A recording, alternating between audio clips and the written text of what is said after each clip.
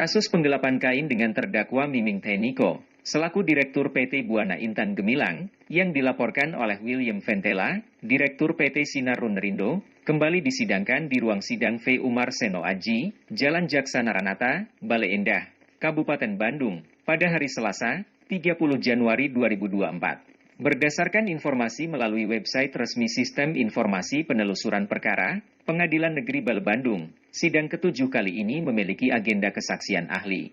Miming Teniko, selaku terdakwa dalam kasus penggelapan kain, mendapat penangguhan penahanan dengan alasan sakit kanker. Tampak dengan sangat emosional, ia menunjuk-nunjuk awak media seusai sidang pemeriksaan saksi ahli pidana. Korban penggelapan kain, melalui kuasa hukumnya, Romeo Beni Huta Barat, SH, merasa kaget dengan adanya penangguhan penahanan terdakwa. Namun, walaupun demikian, kami berharap pada putusan nanti akan mendapatkan keadilan seadil-adilnya. Semoga hakim dapat melihat korban secara jelas dan dengan hati nurani. Jadi beliau diminta keterangannya sesuai kapasitasnya sebagai ahli, ada atau tidaknya terjadi tindak pidana. Untuk melihat dari keterangannya seperti apa? Nah, dari keterangannya itu tuh menunjukkan bahwa mens rea dan tindak pidana itu bisa terjadi bila seseorang tuh melakukan yang tanpa seizin pemilik barang tersebut. Itu dengan cara mengalihkan, menguasai, menjual, menghilangkan, merusak barang apapun itu tanpa sepengetahuan atau seizin pemilik barang tersebut. Mens rea ini sudah kelihatan atau bagaimana?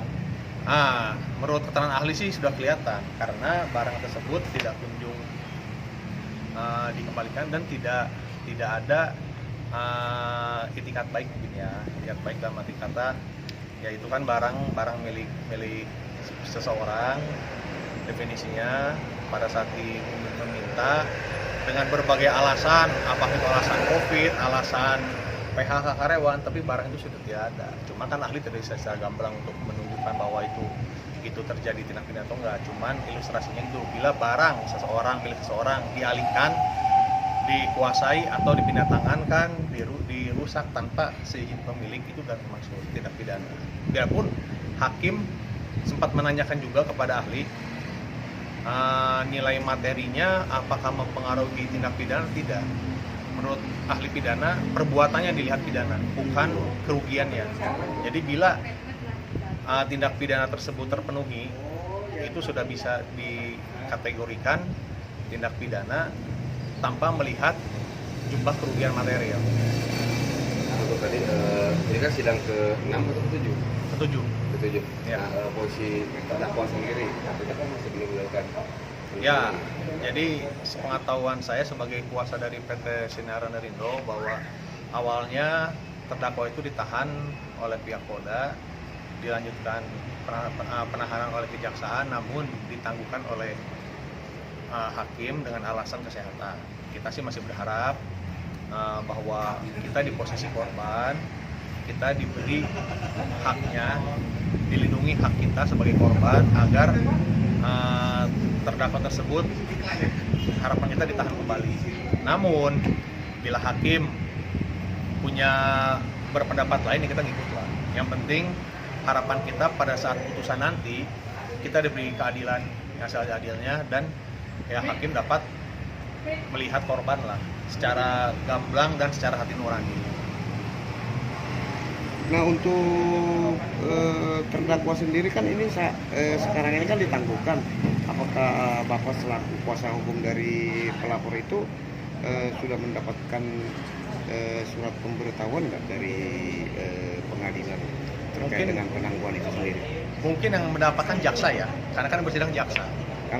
Karena memang begini, kemarin kita konfirmasi dengan jaksa sendiri bahwa pihak dari kejaksaan itu tidak menerima surat pemberitahuan atau hanya diberitahu oleh pihak pengadilan itu secara lisan.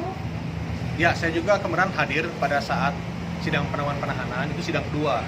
Sidang kedua memang itu hakim langsung memutuskan. Cuman terkait administrasi tentang surat menyuratnya mungkin bisa langsung dari jaksa, karena itu yang bersidang itu adalah jaksa dan PH-nya dari terdakwa. Kalau saya di sini kan sebagai kuasa dari korban hanya pasif ya. Pasif saya hanya memperhatikan sidang, hadir di sidang, dan saya di sini posisinya hanya sebagai pasif lah, wakil korban saja.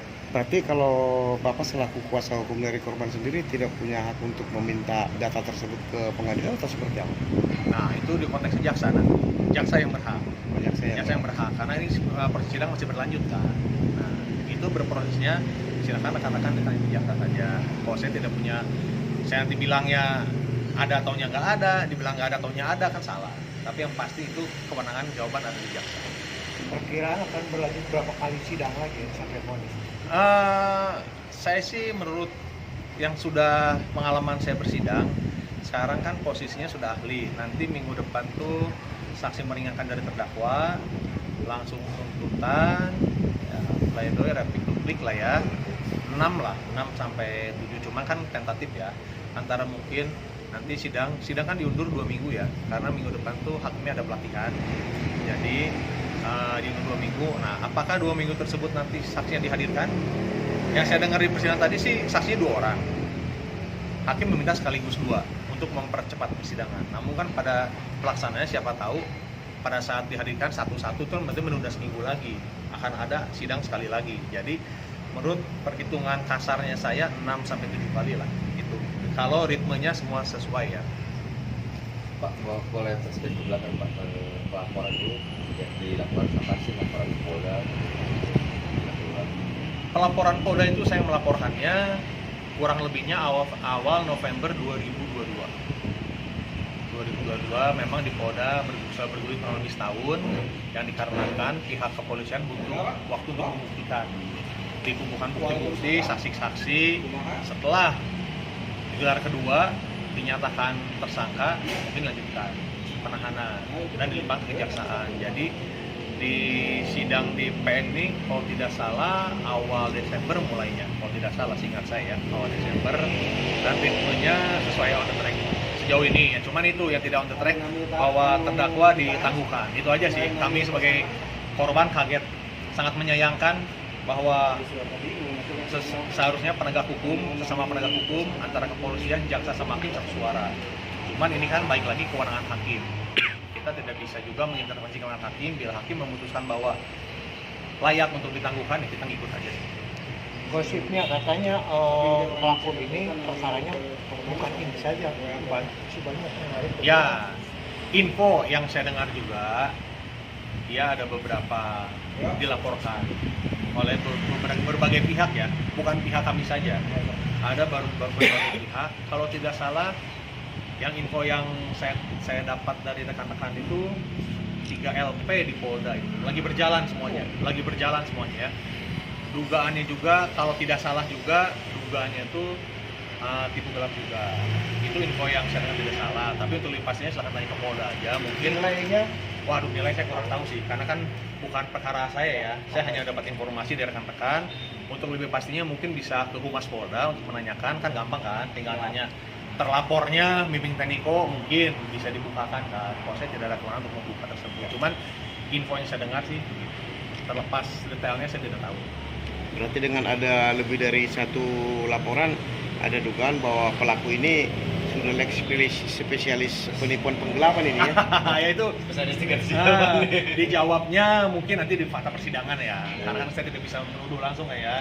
Itu biarlah nanti prosesnya di Polda, di Kejaksaan, di Kehakiman lah yang untuk menilainya. Cuman tadi sempat ditanyakan oleh jaksa juga di persidangan, bila ada ilustrasi satu orang melakukan tindak pidana, dugaan tindak pidana, dan dilakukan beberapa orang, apakah itu termasuk udah kayak sifatnya ya. Cuman ahli berpendapat ya itu ada teori-teorinya lah. Saya lupa teori kriminologinya apa, cuman seingat saya sih mengaminkan. Dari Kabupaten Bandung, tim Kata Fakta mengabarkan. Sini